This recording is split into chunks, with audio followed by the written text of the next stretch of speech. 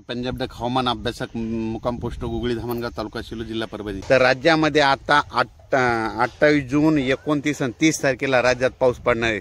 सगळ्यात जास्त पाऊस पूर्व विदर्भ, पश्चिम विदर्भ आणि त्याच्यानंतर जळगाव, संभाजीनगर, उत्तर महाराष्ट्राकडे तसेच कोकणपट्टीकडे हा पाऊस जास्त असणार आहे।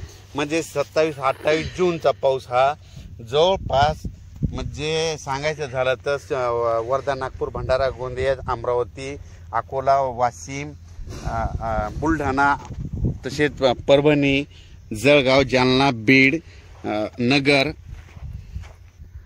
नगर, नाशिक, धुळे, नंदुरबार त्याच्यानंतर कोकणपट्टी ह्या भागामध्ये जवळपास 27, 28, 29 जूनचा पाऊस चांगला पडणार आहे म्हणून हा अंदाज लक्षात घ्यायचा। उर्वरित राज्यात देखील पाऊस पडणार आहे म्हणजे सातारा, सांगली, सोलापूर, कोल्हापूर या भागात देखील पडणार आहे पण थोडाफार कमी पडणार आहे म्हणून हे अंदाज लक्षात घ्यायचा। राज्यामध्ये सांगायचं झालं तर 27, 28 जूनचा पाऊस राज्यात ठिकठिकाणी जोराचा पडणार आहे, ओढे नाले वाहणारा पडणार आहे पण भाग बदलत पडणार आहे म्हणून हा अंदाज सर्व शेतकऱ्यांना लक्षात घ्यायचा। सर्व शेतकऱ्याला सांगू इच्छितो की राज्यामध्ये एकदम असा पाऊस बंद होणार नाही, राज्यात पाऊस चालूच राहणार आहे। म्हणजे जवळपास हे पावसाचं सत्र चालूच राहणार आहे। फक्त काय होणार आहे, आज इकडल्या भागात पडेल तर उद्या दुसऱ्या भागात, आज म्हणजे पश्चिम महाराष्ट्रात तर उद्या दक्षिण महाराष्ट्रात, तर उद्या विदर्भात तर पश्चिम विदर्भात, कधी मराठवाड्यात, म्हणजे हे असं सर्व म्हणजे पाऊस असा चालूच राहणार आहे म्हणून हा अंदाज सर्व शेतकऱ्यांनी लक्षात घ्यायचा। 26ला राज्यामध्ये भाग बदलत पाऊस पडणार आहे। 27, 28, 29 जूनला मात्र राज्यात सगळीकडे चांगला पाऊस पडणार आहे म्हणून हा अंदाज लक्षात घ्यायचा। पिकाला जीवदान भेटेल असा पाऊस पडणार आहे म्हणून हे देखील सांगायचं।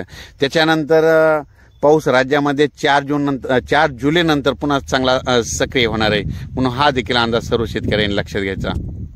राज्यात सांगायचं झालं तर राज्यामध्ये 27, 28 जूनचा आता म्हणजे चांगला पाऊस पडणार आहे, ठिकठिकाणी पडणार आहे, ओढे नाले वाहणार आहे पण सर्व दूर नसणार आहे म्हणून हा सर्व शेतकऱ्यांना अंदाज लक्षात घ्यायचा। सर्व शेतकऱ्याला सांगू इच्छितो की राज्यात म्हणजे आता जवळपास 60-70% जवळपास पेरणी आटपलेली, पण ज्यांची पेरणी राहिली असेल त्यांची जर ईदभर ओला असेल तर तुम्ही पेरणीचा निर्णय घ्या राहिलेल्या शेतकऱ्यांनी, आणि नसता मग पाऊस पडल्याच्या नंतर तुम्ही तुमचं पेरणीचं नियोजन करावं हे सर्व शेतकऱ्यांना सांगू इच्छितो।